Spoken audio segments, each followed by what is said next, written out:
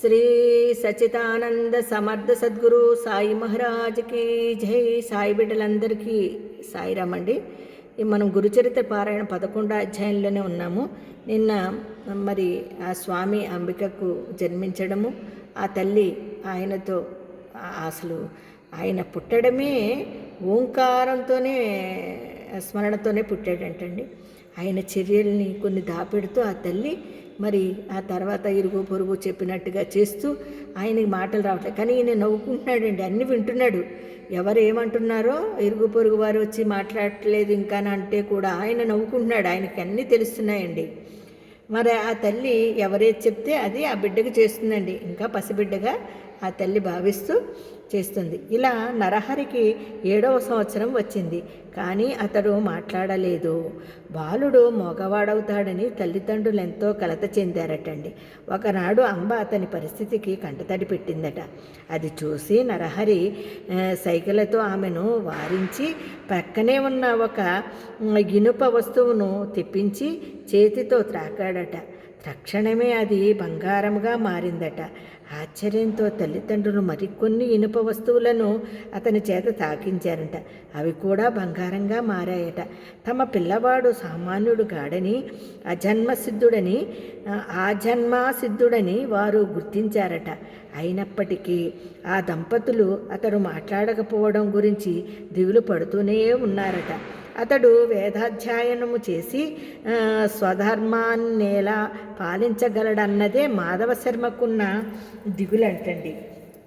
తల్లి ఒకరోజు అతనిని అక్కున చేర్చుకుని కన్నీరు కారుస్తూ, నా కన్న తండ్రి, నీ మాటలు విని ఆనందించే భాగ్యము మాకు లేదా అన్నదటండి అని రోధిస్తుందంటండి ఆ తల్లి.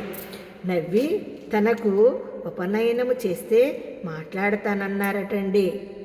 మొట్టమొదటగా ఆమెతోనే మాట్లాడుతానని సైగల ద్వారా తెలిపారట. ఆ సంగతి విని మాధవ శర్మ ఆశ్చర్యపడి అతని ఉపనయనానికి ఒక శుభముహూర్తము నిర్ణయించారండి. ఊరివారిని అందరినీ ఆహ్వానించారు. గ్రామస్తులందరూ అతడి ఆశలు అడియాసలై నలుగురిలో తలవంపులుగా గురి అవుతాడని తలచారు.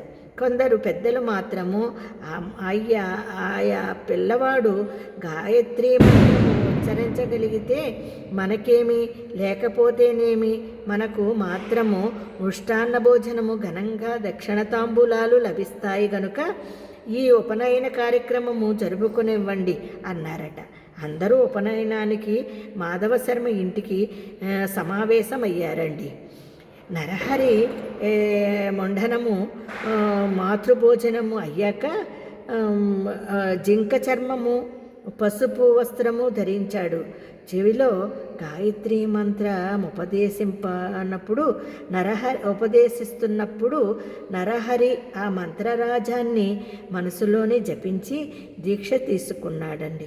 తర్వాత అతడు తల్లికి నమస్కరించి ఆమెను భవదీ భిక్షాందేహి అని భిక్ష కోరి మొట్టమొదట ఆమెతోనే మాట్లాడితానని తల్లికి తానిచ్చిన మాట నిలబెట్టుకున్నాడండి. చూసారా, మహానుభావుడు శ్రీపాదవల్లభుడు. మరి అసలు నేను ఇలాగా చదువుతుంటేనే నాకే ఏదో అయిపోతుందండి. ఆ స్వామిని నిజంగా ఆమె అంబిక ఆ గర్భంలో మోయడం ఆమె ఎన్ని జన్మల సుకృతం అండి. ఎంత మహాతల్లి అండి, ఎంత పతివ్రత అండి, ఎంత గొప్ప పుణ్యం చేసుకుందండి ఆ తల్లి.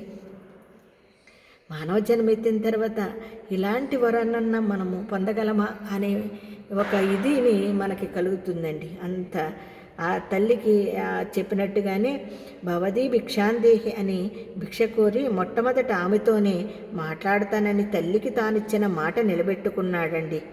తల్లి మొదట భిక్ష ఇచ్చి ఋగ్వేదము పఠించు, ఆచారము పాటించు అనగానే నరహరి అగ్నమీళే పురోహితం అని ప్రారంభించారంటండి. చూడండి, ఆయన ఋగ్వేదంలోని మొదటి మంత్రము చెప్పాడటండి. అంబ రెండవసారి భిక్ష ఇచ్చి యజుర్వేదము పఠించు, ఆచారము పాటించు అనగానే నరహరి ఈషేత్వా అని ప్రారంభించారంటండి. యజుర్వేదంలోని మొదటి మంత్రము పఠించాడు. తల్లి మూడవసారి భిక్ష ఇచ్చి సామవేదము పఠించు, ఆచారము పాటించు అన్నదంటండి. అనగానే నరహరి అగ్ని ఆయాహి అన్నారంటండి అని ప్రారంభించి సామవేదములోని మొదటి మంత్రము గానము చేశాడట. అది వినగానే తల్లిదండ్రుల ఆనందానికి, సభలోని వారి ఆశ్చర్యానికి అవధులు లేవండి.